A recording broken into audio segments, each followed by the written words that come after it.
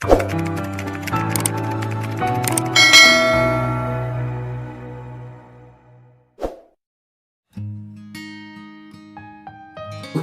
kali ini kita membahas tentang ghibah.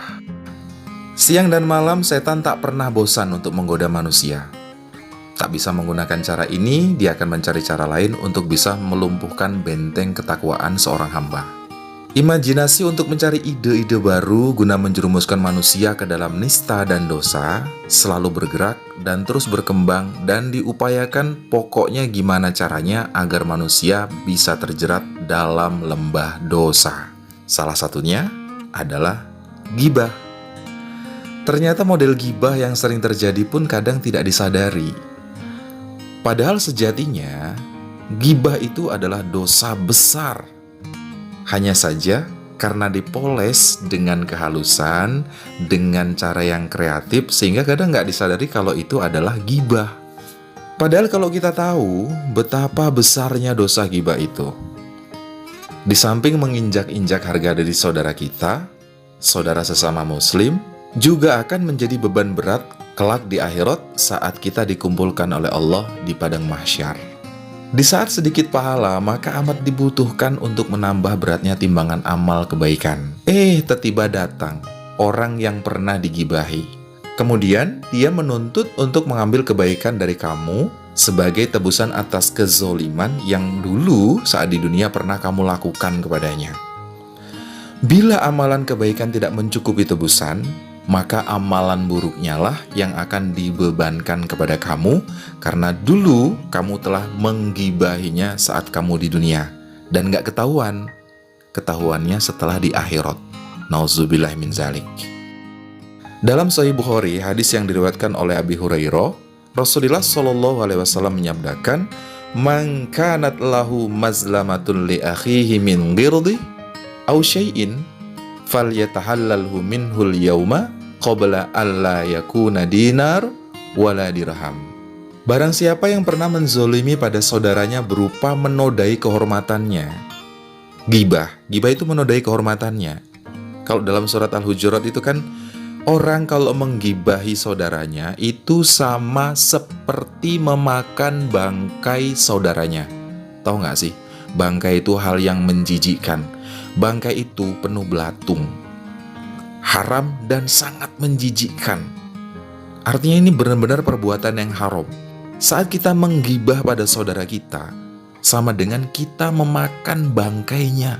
Saudara kita sudah mati, terus kita makan bangkainya. Itu kan menjijikkan, daging dengan penuh belatung dan daging manusia. Nauzubillah min zalik. Artinya ini sangat diharamkan oleh Allah. Nah, orang yang menggibahi saudaranya itu sama dengan dia menodai kehormatannya. Nabi mengatakan, barang siapa yang melakukan penzoliman seperti ini, melakukan perbuatan zolim berupa menodai kehormatan saudaranya, atau mengambil sesuatu yang menjadi miliknya. Itu bukan hak kita, terus kita ambil.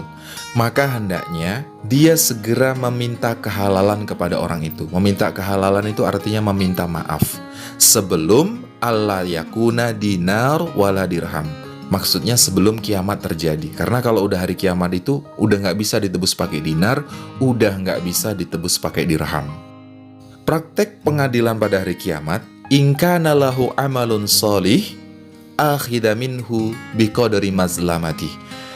Orang kalau dulu pernah menzolimi atau mengambil hak orang lain dan belum selesai di dunia, maka di akhirat ukhidha minhu biqadri mazlamati. Kebaikannya akan diambil disesuaikan dengan kira-kira takaran seberapa dulu kezoliman yang pernah ia lakukan saat di dunia. Wa illam takun lahu hasanat ukhidha min sayyiati sahibi fahumila alaih.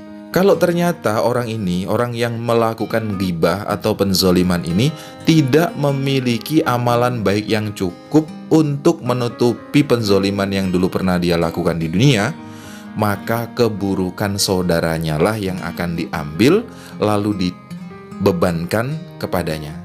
Itu kan mengerikan. Kita bisa bayangkan betapa ruginya. Kita sudah susah payah beramal, namun orang lain yang memetik buahnya. Kan rugi banget gitu. Nah, namun ini bisa terjadi karena disebabkan kesalahan kita sendiri kalau kita menggibah pada saudara kita. Artinya dalil ini menunjukkan betapa tingginya harkat martabat atau kehormatan seorang muslim dan betapa besarnya dosa dari menggibah. Mengerikan, nauzubillahi min zalik. Jadi dosanya sangat besar sekali dan azabnya sangat mengerikan sekali. Saat peristiwa Isra Mi'raj, Nabi menceritakan bahwa dalam perjalanan Nabi menuju langit, Allah memperlihatkan kepada Nabi kaum yang memiliki kuku, tapi kukunya terbuat dari tembaga.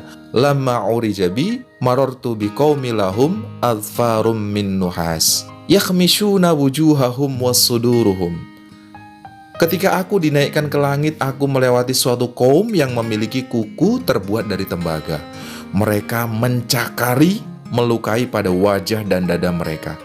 Orang ini punya kuku, kukunya terbuat dari tembaga. Lalu kukunya ini ia gunakan untuk mencakari wajahnya. Kebayangkan kalau kulit dicakar pakai tembaga, itu hancur, remuk, sobek, gak karu-karuan. Dadanya juga dicakar dengan kukunya. Nah, melihat sekelompok yang seperti ini, Nabi bertanya kepada Jibril, "Man haula ya Jibril?" Wahai Jibril, mereka itu siapa kok mereka melakukan hal yang seperti itu? Jibril menjawab, "Haula alladzina ya'kuluna luhuman nas wa yaqa'una fi a'radihim." Mereka adalah orang-orang yang memakan pada daging manusia, yaitu menggunjing, dan mereka menginjak-injak kehormatan manusia. Hadis ini tertulis dalam kitab Ahmad, juga tertulis dalam Sunan Abu Dawud. Artinya dosa gibah ini dosa yang sangat besar dan akibatnya sangat berat sekali. Tapi karena kadang dilakukan dengan cara yang halus, dibumbui dengan hal-hal yang cukup kreatif gitu, disajikan dengan sangat unik, sehingga nggak terasa kalau itu sebenarnya adalah gibah. Seorang menggunjing pada saudaranya untuk memeriahkan obrolan. Dia menyadari kalau itu sebenarnya gibah. Dia menyadari kalau ini sebenarnya nggak boleh diteruskan. Tapi karena dia berkeinginan supaya pembicaraan ini enak, supaya orang itu nggak bosan diajak ngobrol, maka akhirnya dibumbuin dengan gibah, supaya obrolannya lebih lama, lebih asik gitu. Ada juga yang modelnya begini, mengumpat saudaranya di hadapan orang lain, untuk mengesankan bahwa dirinya adalah orang yang tidak suka gibah, padahal sejatinya dia itu sedang menggibah. Contohnya begini, bukan tipe gue ya ngomongin aib orang. Gue itu paling gak bisa ngomongin orang kecuali baik-baiknya aja gitu. Nah cuma karena gue ingin berbicara tentang dia apa adanya, ya gitulah dia. Gue sampein apa adanya begitu. Emang dia tuh kayak gitu orangnya. Kalimat seperti ini sebenarnya kalimat gibah, tapi karena setan itu dia berkreasi gimana caranya supaya orang itu gak berasa, akhirnya terjadilah seperti itu. Sampai akhirnya orang itu mengaku kalau gue ini sebenarnya bukan tipikal orang yang suka menggibah, padahal lagi menggibah dengan senikmat-nikmatnya menggibah. Definisi gibah itu seperti yang sudah dijelaskan oleh Nabi Muhammad Sallallahu Alaihi Wasallam dalam hadis saat Nabi bertanya kepada sahabat, "Mal ghibah?" Kalian tahu nggak apa itu gibah? Para sahabat menjawab, "Allahu wa rasuluhu a'lam." Wah, Allah dan utusan yang lebih tahu Nabi. Lalu Nabi menjelaskan, "Zikruka akhoka bima yakroh." Gibah itu adalah kamu menyebutkan atau membahas sesuatu yang tidak disukai oleh saudaramu. Lalu saat itu sahabat menjawab, ada yang bertanya, "Wahai Nabi, afara'aita in kana fi akhihi ma aqul." Gimana ceritanya kalau memang orang itu seperti apa yang aku katakan? Kalau emang dia adanya begitu gimana Nabi? Nabi menjawab, "In kana fihi ma taqul faqad tabtahu." Kalau ternyata saudaramu sesuai dengan apa yang kamu katakan, maka faqad tabtahu. Sungguh kamu telah menggibahnya. Wa illam yakun fihi ma taqul faqad bahatta. Tapi kalau ternyata saudaramu nggak sesuai dengan apa yang kamu katakan, maka kamu telah berdusta atasnya. Seperti itulah gibah.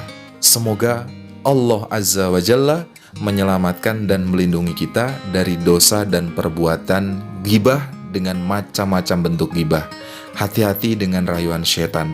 Setan itu membisikkan perbuatan dosa, itu nggak langsung serta-merta diajak untuk jelek, itu nggak. Kadang hanya dibisikin, ceritain dikit aja kan nggak apa-apa, yang penting nggak banyak-banyak. Ingat loh, namanya bangkai, walaupun sedikit tetap aja makan bangkai. Itu menjijikkan, artinya nggak boleh. Walaupun sedikit tetap dosa, walaupun sedikit tetap ghibah. Hati-hati dengan siasat setan. Berdoa kepada Allah, semoga kita semua dilindungi dari perbuatan dan dosa ghibah. Alhamdulillah, jazakumullah khairah. Syukran jazilan. Wassalamualaikum warahmatullahi wabarakatuh.